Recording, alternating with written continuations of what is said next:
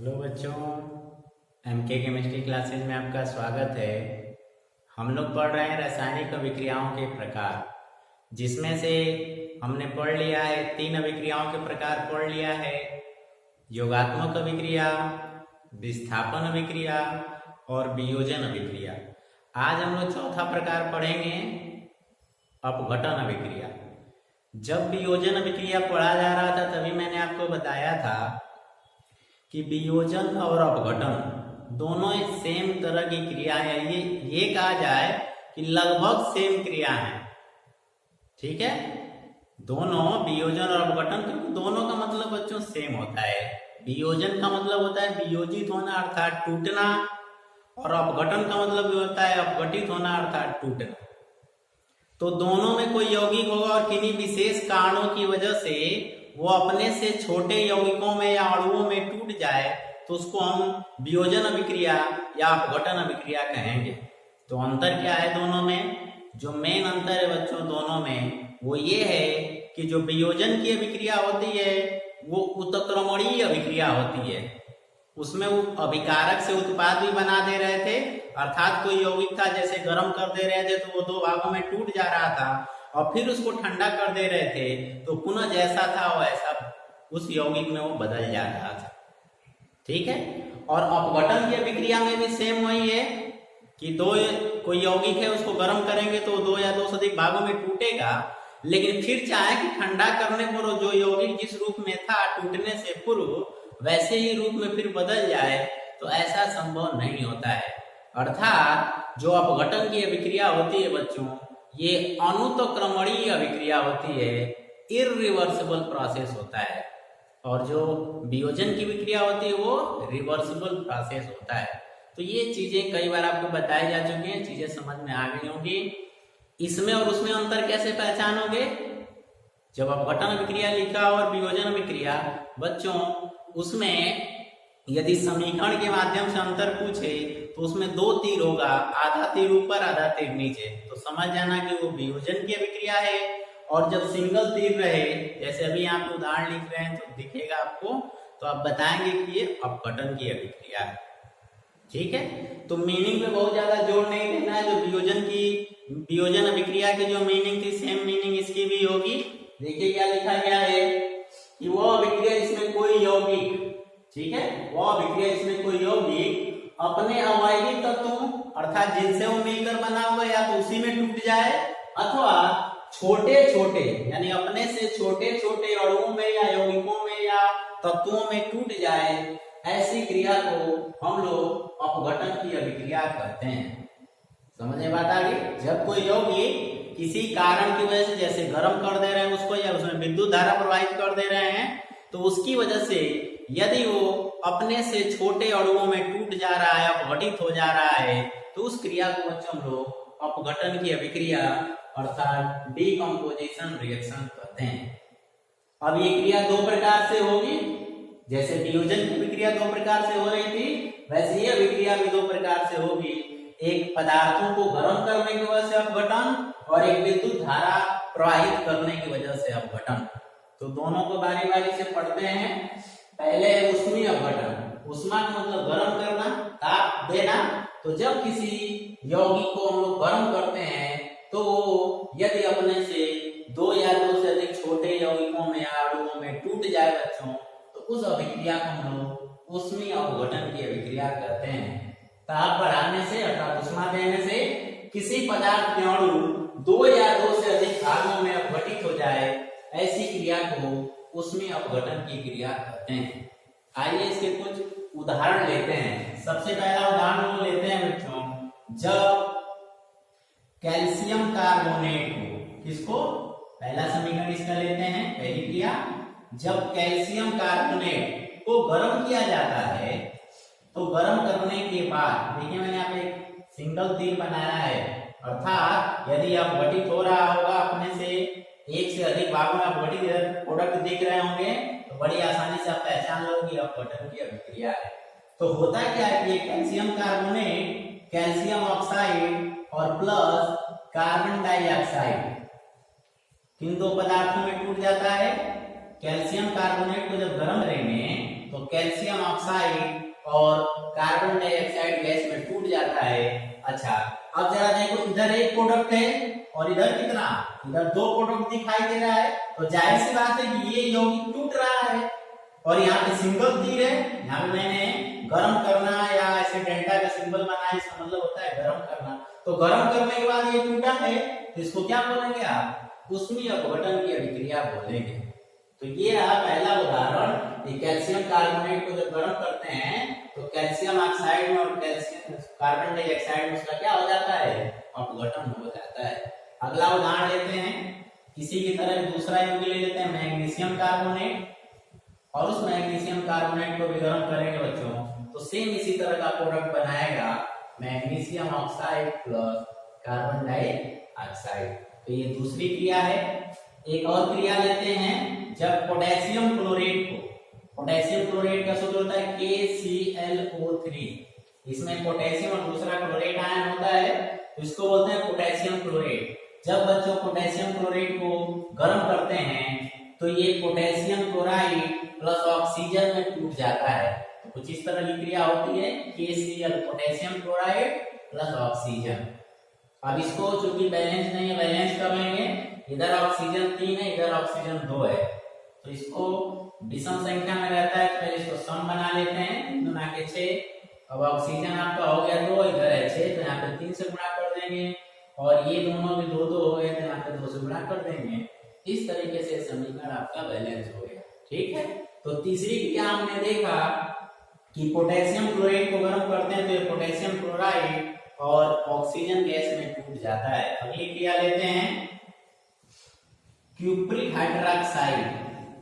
क्या लेना है, क्यूप्रिक हाइड्रोक्साइड। इसको गर्म करते हैं बच्चों, तो ये क्यूप्रिक ऑक्साइड और जल में टूट जाता है। इसमें टूट जाता है, क्यूप्रिक ऑक्साइड और जल में टूट जाता है, तो इसका भी अपघटन हो जा रहा है। बैलेंस देख लेंगे, कॉपर 1, ऑक्सीजन 2 है, तो ऑक्सीजन 1 और 1 2, हाइड्रोजन 2 तो हाइड्रोजन 2। ये ऊपर ही क्या है, ऑलरेडी बैलेंस है, और ये दोनों समीकरण भी आपके बैलेंस है। तो इस प्रकार से आपने देखा कि कैसे पदार्थों को हम लोग गर्म करते हैं तो वो एक से अधिक भाग में टूट जाते हैं, अर्थात उसमें अपघटन हो जाता है। एक क्रिया चाहे तो और आप ले सकते हो, HgO, पारा का ऑक्साइड है, मर्क्यूरस ऑक्साइड, इसको हम लोग गर्म करेंगे तो ये Hg और प्लस O2 में टूट जाएगा। इसमें टूट जाएगा, पारा प्लस ऑक्सीजन में, इसको बैलेंस कर लेंगे, यहाँ पे 2 से गुणा कर देंगे, 2 से गुणा कर देंगे। तो आई होप आपको उसमें अपघटन की क्रिया समझ में आ गई होगी। इस प्रकार से जितने भी आपको समीकरण दिखेंगे वो सभी के सभी समीकरण या सभी के सभी क्रियाएं उसमें अपघटन की क्रिया होती है। आइए दूसरी क्रिया देखते हैं, विद्युत अपघटन। इसमें क्या करना है बच्चों कि पहले कोई हमको विद्युत अपघट्य पदार्थ लेना है। कैसा पदार्थ, विद्युत अपघट्य पदार्थ। वो क्या होता है, जब कोई पदार्थ, खास करके कोई आयनिक पदार्थ को जब जल में डालें और वो अपने आयनों में वियोजित हो जाए, वियोजन अभिक्रिया याद करिए, बताया गया था कि जल में जब कोई जैसे नमक हो गया या H2SO4 हो गया, इनको डालते हैं तो ये अपने आयनों में वियोजित हो जाते हैं। तो ऐसे पदार्थों को जो जल में या किसी अन्य विलायक में डालने पे अपने आयनों में वियोजित हो जाए, ऐसे पदार्थों को बच्चों को कहते हैं विद्युत अपघट्य पदार्थ। वो कोई अम्ल हो सकता है, वो कोई क्षार हो सकता है, और वो कोई लवण भी हो सकता है। समझ में बात आ गई। तो जब कोई वैसे क्या, जब कोई अम्ल, क्षार या लवण होता है उसको जल में डालते हैं तो वो अपने आयनों में वियोजित हो जाता है, और अब उसके बाद उसमें विद्युत धारा यदि प्रवाहित करा दें, तो जब विद्युत धारा प्रवाहित कराएंगे तो आप देखोगे कि उसमें 2 आयन थे, उसका जो जलीय विलयन बना था उसमें 2 आयन थे, धन आयन और ऋण आयन। और जब विद्युत धारा प्रवाहित करेंगे तो विद्युत धारा के लिए 2 इलेक्ट्रोड लगाते हैं, एनोड और कैथोड। एनोड पे प्लस चार्ज होता है, कैथोड पे माइनस चार्ज। तो जिस आयन पे प्लस चार्ज होगा वो कैथोड की तरफ चला जाएगा, और जिस आयन पे माइनस चार्ज होगा वो एनोड की तरफ चला जाएगा। और इस तरीके से हमको 2 प्रकार के पदार्थों की प्राप्ति होगी। और उन पदार्थों को पुनः चाहें कि मिलाकर और उन विद्युत अपघट्य पदार्थों का निर्माण कर लें, तो ऐसा संभव नहीं है, क्योंकि अनुत्क्रमणीय विक्रिया होती है। और इस क्रिया को बच्चों हम लोग विद्युत अपघटन, इलेक्ट्रोलिसिस या इलेक्ट्रोलाइटिक डिकम्पोजिशन कहते हैं। समझ में आ गया? फिर से एक बार सुन लीजिए, क्या करना है कि कोई विद्युत अपघट्य पदार्थ लेना है। वो विद्युत अपघट्य पदार्थ कोई अम्ल हो सकता है, कोई क्षार हो सकता है, या कोई लवण हो सकता है, और उसका जलीय विलयन बनाएंगे। ठीक है, गलित अवस्था में कोई ठोस है तो गलित अवस्था में भी ऐसा हो सकता है, लेकिन हम इसको ऐसे याद रखना है कि उसका जलीय विलयन बनाएंगे।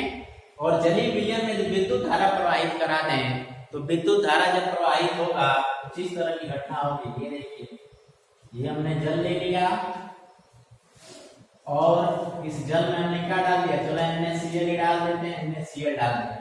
तो जब NaCl इसमें डाला जाएगा बच्चों, तो इसमें हमको इस नमक के भीतर जैसे NaCl आएगा वो सोडियम आयन और क्लोराइड आयन में टूट जाएगा।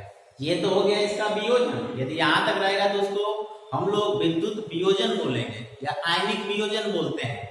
और जैसे इसमें विद्युत धारा, इसे इलेक्ट्रोड लगा के विद्युत धारा एक प्लस चार्ज एक माइनस चार्ज हो जाए, जैसे लगा के विद्युत धारा इसमें प्रवाहित करा दें, तो होगा क्या, ये क्लोरीन पे माइनस चार्ज है तो ये इस एनोड की तरफ रन करेगा, और सोडियम पे प्लस चार्ज है तो ये कैथोड की तरफ रन करेगा। अर्थात हमको एनोड पे क्लोरीन गैस प्राप्त हो जाएगी और कैथोड पे सोडियम धातु प्राप्त हो जाएगी। तो इस प्रकार से इनका विद्युत धारा प्रवाहित करने की वजह से अपघटन हो गया। किसका? NaCl का अपघटन हो गया। तो इस क्रिया को हम लोग विद्युत अपघटन कहते हैं। समझ में बात आ गई? आइए इसके कुछ समीकरण बना लेते हैं। जैसे ही NaCl ले लेते हैं, NaCl का विद्युत अपघटन कराएंगे तो क्या क्या मिल रहा है, सोडियम प्लस क्लोरीन गैस। इसको बैलेंस कर लेंगे। ठीक है, एक दूसरा ले लेते हैं कैल्शियम क्लोराइड लवण ले लेते हैं। यदि इसका विद्युत अपघटन कराते हैं तो हमको कैथोड पे कैल्शियम और एनोड पे हमको क्लोरीन गैस प्राप्त होगी। इस तरह की क्रिया हो।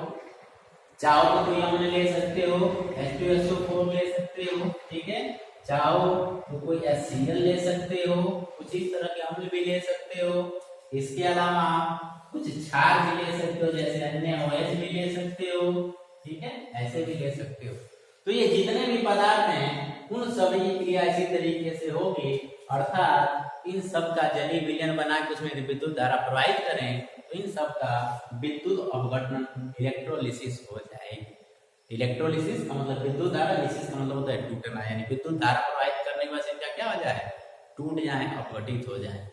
तो आई होप आपको अपघटन अभिक्रिया समझ में आ गई होगी कि वह क्रिया जिसमें कोई पदार्थ अपने से छोटे यौगिकों में अणुओं में टूट जाता है, अपने अवयवी तत्वों में टूट जाता है। यहाँ पे देखिए अवयवी तत्वों में टूट गया, जिनसे बना था उसी में टूट गया, तो इसे हम लोग अपघटन अभिक्रिया कहते हैं।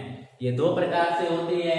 यदि उष्मा की वजह से ऐसा हो रहा है, ताप यानी गर्म करने की वजह से ऐसा हो रहा है तो उसको ऊष्मीय अपघटन, और यदि विद्युत धारा प्रवाहित करने की वजह से हो रहा है तो उसको विद्युत अपघटन कहेंगे।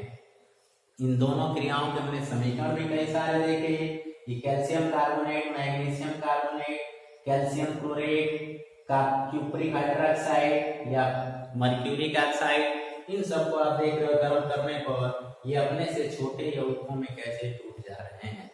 ठीक है, तो आई होप आपको ये क्रिया समझ में आ गई, इससे संबंधित सारी चीजें आपको समझ में आ गई होंगी। मिलते हैं अगली वीडियो में। धन्यवाद।